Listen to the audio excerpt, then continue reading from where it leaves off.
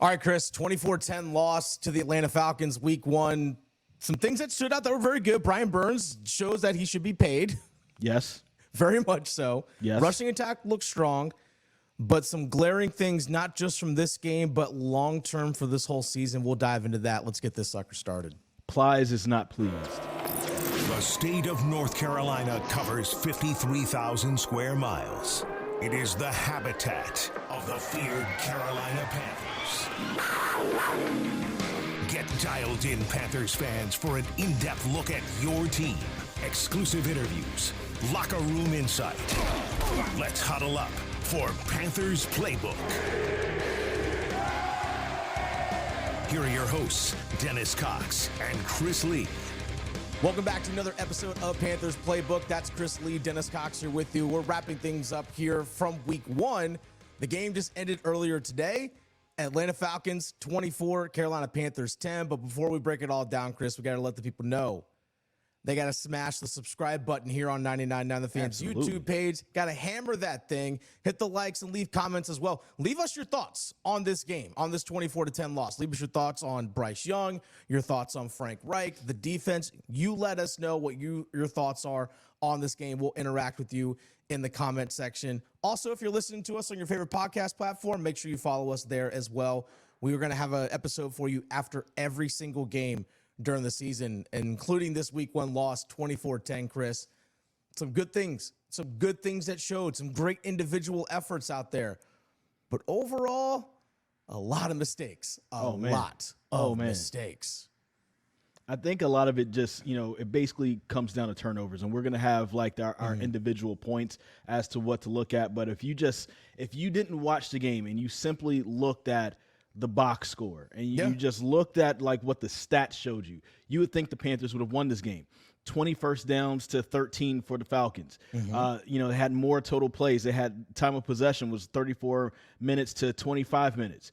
It's just more passing yardage, more rushing yardage, all of that. But then you go down to the penalties, 9 for 66, and you go down to turnovers, 3. Bingo. Atlanta, 0. Bingo. Right? So that is the number one thing that it all comes down to. So because of the turnovers, right, it shows that there's still a lot to fix. There's still some things we can nitpick. But it also, I think, lets me know that if it was just a regular 24-10 like butt whooping and the Panthers didn't do so well on offense outside of the turnovers, I'd be a lot more worried about this season. So I'm not coming out of this game super worried, but there are a few things to really nitpick and to try to fine-tune as you're going throughout the season. There are definitely some concerning things for sure. Three things that we're going to look at that the Carolina Panthers did not do well today, and you hit the first thing right there. It's turnovers. Yeah. 17 points for the Atlanta Falcons off of 3 Carolina Panthers turnovers.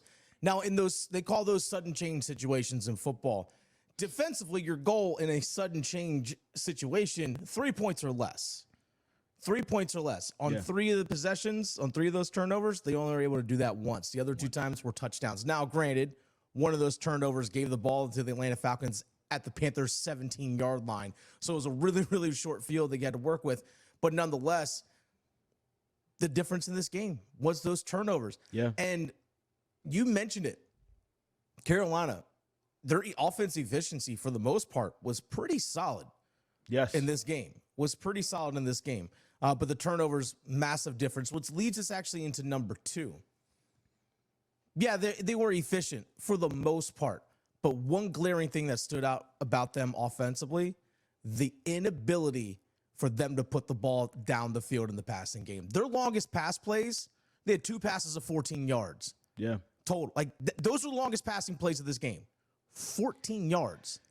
It's and they really didn't take too many shots downfield. The one time it was Terrace Marshall Jr. decided just to stop running his route.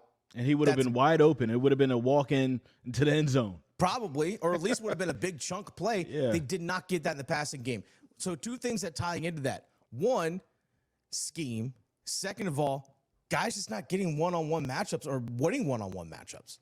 You know what's interesting about this, too, just watching the game? Like, you look at the stats, but versus watching the game, it did feel like Atlanta had an easier time moving the ball, even though they didn't have as many yards as the Carolina Panthers. But a lot of it had to do because they didn't have the ball for as long as the Carolina Panthers had. And short fields because of turnovers. And because of turnovers as well. But it felt like, we kept hearing scheme. But I thought that somebody with an offensive mind like Frank Reich, with an offensive-minded staff, with all these new people that you're pulling in, would figure out, even if you don't have the guys necessary that can, really take the top off a defense, how are you going to get these guys open? How are you going to scheme guys open? And it didn't feel like there was a lot of easy throws for Bryce Young. If this is Baker Mayfield from last year, if this is maybe depending on the version of Sam Darnold that you have, there's probably more turnovers in this game than what there actually were. You know what I'm saying? Because it felt like the offense that was there in the passing game wasn't easy offense. And so that was something that I was looking for, hoping that the offense would have looked a little bit easier, like it would have came a little bit easier for them. And it didn't happen. Now, I will say this, though. DJ Chark, you're kind of wondering if he's the guy that they were leaning on to be that, threat over the top. So maybe the stuff underneath and in the middle could be a little bit more wide open for them. Yeah. And so it'll be interesting to see what he's like when he gets back in the offense and if he is able to have a little bit more separation. But from everybody else, I just didn't really see that separation. And here's another thing. You kept all those tight ends, and Hayden Hurst is the only one that can go out there and catch the ball. Yeah. I mean, there's some questions now I have. Yeah. I didn't want to question Frank Reich, but now I have some questions. Because it's like, if you're going to do that, then who else could we have kept? I would have preferred keeping Shi Smith over Tommy Tremble. I'm just saying. That's just me. Yeah. I'm with you. Now, let me take this back. Giovanni Ricci did have one catch, but it was from the fullback spot. Yeah, exactly. The guy's a fullback. Let's call it what it is. But it's still one of those things like, man, like this is kind of some head-scratching stuff right there. And I guess let me not, bury the next point right here. Well, yeah, I think – so talking about scheme, and I know you mentioned about DJ Chark, it's like you've known for a while this guy hasn't been playing. So you've been preparing for week one for a couple of weeks now. This guy's been hurt. So you couldn't formulate something. That's a great point. You couldn't formulate something. That was a great and this point. also ties in not only with his injury history, like again, the reliability. That's a long-term conversation about his reliability. Also, Jaycee Horn hurt, of course. So again, injury guys with injury history. Imagine that aren't playing due to injury. But Terrace Marshall, him missing a chunk of time in the preseason and training camp because of his back injury, and all of a sudden, hey, you got to go out there and perform. But guess what? You also have to go out there and perform. Yeah, you got to go out there and you got to perform. You bring up Frank Reich. Brings us to our third thing. We talk about turnovers. That's one. Second thing, scheme and the inability for guys to get open in the passing game. Brings us to the third thing, Frank Reich. There were a couple glaring decisions that were made in this game. One, you couldn't have asked for a better start defensively. 3 and out. Brian Burns gets a strip sack. Derrick Brown, on the very first play of the game, just pushes his guy into the backfield, knocks a pass down. Couldn't have asked for a better start on defense. 3 and out, right? You march the ball right down the field. You're at 4th and 1, just outside the 10-yard line. Right? What was it 11, 12-yard line? You go for it. I'm like, take points there. Take the win. That's a win. Take points on the board. Yes. Get the confidence going. You flipped momentum back towards Atlanta by doing that because they got the stop. And then sure enough, a couple series later, interception, touchdown Atlanta. Yeah. Everything flipped. You take the points, you're feeling good. And here's another thing on that, just going with that particular decision. To me, if you were going to go for it on that particular play, right? One, for that play that you called, you don't have the guys for that play. Exactly. Now, as far as scheme, we're going to go back to scheme because we've heard that a lot. That's one of the key words that we've heard a lot in the offseason. If you're going to scheme up a first down call, you didn't have a better call than that? Yeah. You know what I'm saying? Something better than that, just Chuba Hubbard and the announcers were calling Chuba Hubbard the big back, which I thought was hilarious. Like he's the tallest back, but he's not big. He's 210, 215 pounds. So that goes back to a point I've made before, where who are the Panthers going to have to push that pile on those short yardage situations? They don't have that guy. And I don't know if the offensive line is the line that can give you that push once the defense is ready for it. And the defense knows, okay, 4th and 1. Now, overall, offensive line played well overall. For the most part. But in that situation, when the defense knows, okay, this is a running play, do you have those guys to do it? And do you have that running back who could push that pile? That guy's not on the roster. So No. I don't understand that call right there. I'm not upset with the call if you have the right people on the team, the right personnel to execute that play. But you're right. They should have kicked that field goal. That was one of those things where you can get momentum in your favor. You can look at Bryce Young and say, look, your first drive that ever counted in the NFL, went for points. We have 3 points out of it. Let's go back and let's try to get 6 after this. Yeah. Right. And so good. it would have, I think, given the offense a little bit more juice, also would have given them a little bit more momentum after that. And maybe other things don't start happening after, as you pointed out before. Okay. So that's the first one. Okay. But I also will say this. It's early in the game. Yeah. I get the aggressiveness early in the game. Totally understand. But the second one that really stood out to me, in the fourth quarter, you're down 14 points. There's a 2nd and 1. They're roughly around midfield. The Carolina Panthers are with the ball. They're down 14. They run a run play with Chuba Hubbard, picks up a couple yards, gets the first down. There's like 2 minutes and 16 seconds on the clock. Why aren't you up at the line of scrimmage within 4 seconds and running another play? Yeah. I'm like, they let the clock. They didn't get a play called in. They let the clock run down to the 2-minute warning. You could have gotten 1, if not potentially 2 plays called during that stretch. Because let's say, for example, you snap the ball at 2:10, you run a quick play to the sideline, catch, step out of bounds, there's 2:02 on the clock, you get another play. That's 1, potentially 2 plays that you lost in that situation. Where is the sense of urgency? Frank Reich, this is 100% on you. That situation, 100% on you. The lack of urgency, the lack of preparation. Yes. You called that run play. Yeah. When you call a run play like that, clock is ticking. You got to have 2 plays called on the huddle, or at least from the sideline what play you're running next, and you got to communicate that in quickly, and they failed to do that. That's on you, Frank Reich. So let me go back You've been a head coach in this league for 5+ seasons now. Bad. Let me go back and add on top of that, because, we saw a few times during the game, especially in the first quarter, Bryce Young had to take a delay of game penalty because the calls were not getting in on time. Yes. And he's like, yo, what's the call? I can't hear. What's the call? Yes. And there was a few times where I'm looking at it and they're breaking the huddle with 5 seconds left on the play clock. I'm like, wait, what's going on? You would think that after, the next play is over, you figure out what you want to do. You're calling the play around 32 seconds to the quarterback so the quarterback can get it to the huddle, so then he can make whatever adjustments at the line he needs to. Bryce Young also was not in a position to look at the defense, see what's going on, and also make those audibles at the line many times in this game at all because the play wasn't in on time. Exactly. And that's that goes along with the clock management that you spoke about towards the end of the game. So there's, outside of the players, there's something that needs to happen between that coaching staff, some communication practice, something, whatever they need to do during this week to get plays in, they need to do that because that also was hurting their players. All right, before we get into the good of this game, there were some good things, and Chris and I are going to highlight the good things that did happen in this game. Let's actually head down to the locker room. Our good friend, Pat Welter, WREL Sports, in the locker room in Atlanta. Here's wide receiver Adam Theilen. I know DJ Chark didn't play today. How would you describe kind of the grinding fashion where y'all had to move?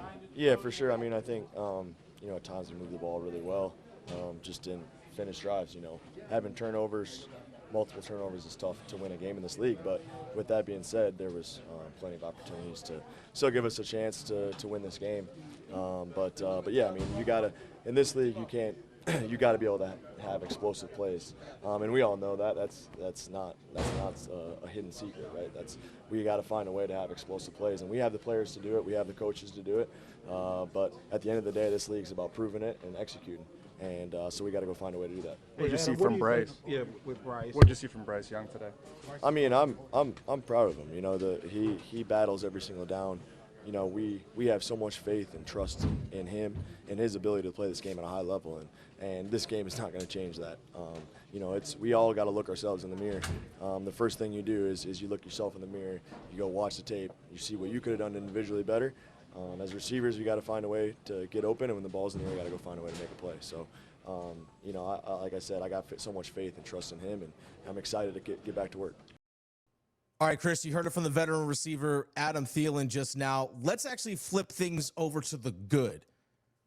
Brian Burns went out there with something to prove, and it's like, hey, where's the bread? Where's the bread? Because I earned myself. I proved why I'm that dude. And it's not just the fact that he had multiple sacks. He had a sack and a half, tackles for loss, quarterback pressures, drew multiple holding penalties. He proved he is that dude. And I love the way Evero used him at multiple points across the front. That was something we hadn't seen from him before. And, you know, and there's something else, too, like the small things that probably won't show up on the box score that he just did an awesome job in. He did a really good job of setting that edge. Yeah. So times where the Atlanta wanted to bounce out to the outside and they really couldn't. Now it kind of came back to bite the Panthers sometimes because I know we just got finished talking about the bad things. Yeah. I would say overall the tackling was poor for the Panthers in this game. Bijan Robinson's first touchdown. And so I think there's a lot to like improve upon when it comes to that. There's times where I'm like, Brian Burns is setting that edge, and all they have to do is bounce to the inside. And if somebody who's a sure tackler is there, like they're stopping that run or they're stopping that particular play. And sometimes it happened, sometimes it didn't. But Brian Burns, absolutely, with that strip sack early on in the game, and then also with the other sack that he got shared with Frankie Luvu, I believe. Like he was just all over the place, man. And he's just showing you why you should have paid him a long time ago. I'll go back to what I said before. Within the next 5 years, who are you 100% positive that you want on this roster that you have to pay? Well, Bryce Young's under contract. Go ahead. Bryce Young's under contract for the next 5 years, so we don't have to worry about him. Brian Burns is the guy. Maybe Derrick Brown. Oh, no, I see definitely Derrick Brown. He showed out Maybe today. Derrick Brown. I know definitely on Other Derrick than Brown. that, like I like everybody that's there. I love Frankie Luvu, and he's probably climbing up that board too because of just how he plays and just the havoc that he causes. Other than that, Brian Burns is at the top of that list. Why aren't you going to pay him? Yeah. And that's the part that is just mind-blowing to me. David Tepper, you cut, what, $68 million for Matt Rule? Look how that turned out. You have a sure thing right here. You have a sure, and you're trying to penny pinch on Brian Burns? Bruh.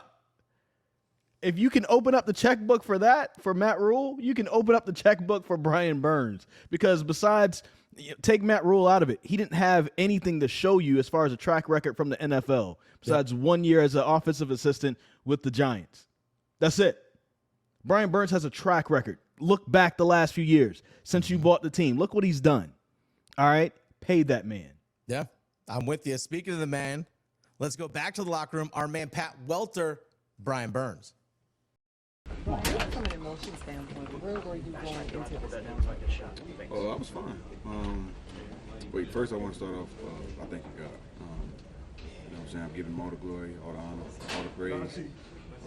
Because without him, I wouldn't be here nor doing anything. So I want to thank him. But I was fine. And I say that to say that I've always had a relationship with him, but through these times that I've been going through, he's shown me a lot. You know what I'm saying? He talked to me. He's gotten me through a lot, and I feel like he really developed my mental in a way where I can deal with what I'm going through. So when you say these times, what are you specifically referring to? You know, negotiations. It's just a business at the end of the day. I don't really feel comfortable getting into any specifics, but you know how those go. And I look to him for, you know, guidance and strength, you know, through those times. So. Brian, did it even get to the point where you thought maybe you wouldn't play? I mean, what's up? Did it even get to the point in these last few days where you might not have played? Yeah. Was that a decision? Yeah, it got to that point. And what was it that swayed you this way? My feeling. Like I said, I spent a lot of time with myself. I cut off the world for a minute, and I had some great advice from a friend, Justin Houston. He gave me some great advice, and that was his advice one time: to just cut off the world, fast, and talk to God. So that's what I did, and I played. Brian, do you feel like today was like you had something to prove in this particular game? Did you just approach it like you do every other game? Nope. I don't feel like I have anything to prove. I feel like I've done what I needed to do, and I'm just being consistent. I've just taken the next step in my game, and I want to dominate. So coming down in that first quarter, first half, whatever, that's all that was on my mind, was dominating, and I just got to make sure I don't fizzle out when they change their game plan against me. Brian, you seem a lot more reflective than you usually are. How tough has this week been as a whole? I've been reading. What you know what I'm talking about? I got a little book. Uncommon Life is a daily challenge. It gives you a message every day. I've been reading that. Been praying a lot. You know what I'm saying? Like at a certain point in time, I feel like as a man, you go through some challenges, and like I said, my relationship with God just got stronger, and I want to continue that. I hate that it took this long for me, to really get into it, but I'm trying. Brian, how disappointing that nothing was. I'm sorry if I smell like cigar smoke. I was with my family last night. How disappointing nothing got done before the season, and will you guys continue to negotiate during the season? Like I said, no specifics. I want to really get into that. Like I said, our relationship with God, wherever it may fall, whatever happens. Just know I'm taking everything up to Him. But that terror you went on at the beginning of the game, I mean, come on. It seems. That's him. Everything came my way. He gave me the opportunities, and I capitalized the best I could. That's him, and I give him the thanks. I give him the praise. What did you think of Frank Reich's message to you guys after a tough loss today? It was great, and it was a great message, and I kind of piggybacked off it and told him, like, what the game that just happened to us, change your mindset. Don't let it happen to us. Let it happen for us. So things may happen in life, and if you change your mindset and not let it happen to you, happen for you, you get a better result. Right, even throughout the week, I mean, you've been in the midst of, obviously, contract negotiations. To have your teammates still vote you a leader of this team in the midst of what you're going through, what did that mean now? It means a lot. It means that they got my back, It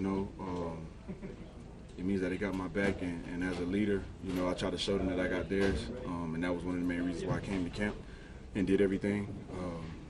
Is to more importantly show them that I got them. You know what I'm saying? Like, even though I'm going through what I'm going through, or things may not align right now, just letting them know I got them. I got their back, and they reciprocated the energy. How committed are you to playing the entire season, regardless of whether you get a contract done or not? What's up? So how committed are you to playing the entire season, whether you get a contract or not? I'm playing. I'm playing. You know what I'm saying? God got His hands on me. He gonna protect me. I'm playing. This is what it is. Brian, what's your message to a guy like Bryce, who just the podium, just really hard on himself, and just about his performance today? He's gonna be hard on himself. That's what great players do. You know what I'm saying? Like, I don't watch Bryce throughout camp. I watch somebody handle himself with the media, with everything. I think he's a very poised and intelligent kid. It's funny I keep saying kid. We only like 3 years apart. But anyway, I think he's poised and intelligent, and he's not gonna play like that again. You feel what I'm saying? I understand that he's beating himself up like we all would. You know what I'm saying? When you demand greatness out yourself. But trust me, he's gonna bounce back. I know it. All right, Chris, Brian Burns was an absolute stud, but we already know that. And I think he's actually taking his game to the next level, like you mentioned. Yes. He's the ability that he showed to set the edge as an outside linebacker. He played on both sides of the defense as opposed to just playing on the blind side of the quarterback. Shows his versatility. I don't know if it's that number 0 that's on him now. I don't know what it was, but that dude showed out. You mentioned Frankie Luvu. So we gave 3 things that were bad from this game. 3 things that we liked. 1, Brian Burns. 2nd, the versatility of Frankie Luvu cannot be overstated. The fact that we saw him on the line of scrimmage, getting into the backfield, getting a sack. We saw him in coverage with passes defended as well. That dude was sideline to sideline, all up and down the field. Frankie Luvu, man, that dude can ball. That dude, every coach in the NFL is like, yeah, I want a guy like that on my team. Yeah, we were talking about it, just texting, during the game. It felt like there at times where the Panthers would go into a 2-5-4 type of a package where you'd have two defensive linemen. You have Frankie Luvu and Brian Burns as the outside linebackers, three inside linebackers, and then with your secondary. And like Frankie Luvu could just give you all these different looks. And between Brian Burns, Frankie Luvu, and Derrick Brown, Ejiro Evero has a chance to really cause a lot of havoc when it comes to offenses in their protection schemes during this year. Because Frankie Luvu is just that guy. Like you think about, he's a Jets throwaway. Mm-hmm. Like the Jets could have had this guy right now to go along with the good defense that they already have right now. But before, they just kind of, it's like, whatever. And he's come and he's done nothing but produce. He's done nothing but cause havoc. And so, he's somebody else that I think you're going to have to pay. Maybe you don't give him a 5-year, large extension. Extend him for another 2-3 years. Yeah. I think this is the last year of that 2-year extension that he signed. Mm-hmm. So go ahead and let's get that done, because this guy is going to be somebody that you could absolutely use for the next few years. Absolutely. He was good. He had 3 quarterback hits along with that sack as well. And Derrick Brown was also fantastic. Derrick Brown had 9 tackles, 8 solo, a sack, 2 tackles for a loss, quarterback hit. And he is so fast, because some of those tackles were on the outside. Yeah. So you're talking about shedding a blocker and then running, trying to track down Bijan Robinson or Algier or whoever that he ended up tackling. Like, come on, man. 300-pounder moving that fast, that is a cheat code. Strength of this team is the defense, it seems like, once again, even though a big question mark with the hamstring injury to Jaycee Horn. Big question mark going into the season. I always brought it up, Chris. I said he was injury prone. You're like, I don't know. You know what? Let me say this, Dennis. You're right. Oh, he's injury prone. I was trying to give him the benefit of the doubt because of a stress fracture and a freak accident last year. Mm-hmm. But like, you got to stay on the field, JC. Yeah, simple as that. Simple as that. And he's good. He's really freaking good. But he cannot stay healthy. And I will say this, Chris, I was wrong. You say you're wrong. I was wrong. Chuba Hubbard, man. Dude showed out. Dude had a heck of a game. I will say this. This is the third final good thing that we saw. Third and final. The run game, man, was great. The run game was fantastic. Between Sanders and Hubbard, 27 carries, 132 yards. Those Sanders did have a bad fumble. A costly turnover, which led to points, which we hit on earlier in the show. Yeah. But that 1-2 punch, that was good. Now, the thing with Hubbard is that I'm going to use the term that I make sure I use the term properly, that the former head football coach at ECU, Steve Logan, used to say sometimes about running backs. He calls them a first down back. It's like this running back will get you first downs. That's what Chuba Hubbard is. That dude gets you first downs, which is fine. But I think we still have not seen, this is from the offense as a whole, like the explosive, like a 40-yard run, like the guy that's really going to break things loose. We hope Sanders can do that. But overall, between the two of them, efficient, solid running between the tackles for both those guys. Running game looked good. Run game looked really good. In a way, I kind of felt like they could have used the running game a little bit more, and maybe not even just the running game, the running backs a little bit more, even in the passing game. I thought that was something else we were going to see more than what we actually saw today. But overall, man, Miles Sanders, he looked good. That one fumble, not good. But outside of that, I thought he was very solid. Him with Chuba. And I was actually expecting maybe we'd see Raheem Blackshear a little bit more to give them like another option, maybe at least for 2 or 3 plays, not a bunch, but maybe for 2 or 3 plays. But it'll be interesting to see how this duo ends up working throughout the season. But I loved the complementary usage between the two, and I'm looking forward to more happening between those two. Well, 1-2 punch. There's a lot of things for the Carolina Panthers to figure out moving forward, Chris. But here's the thing: it's only week 1.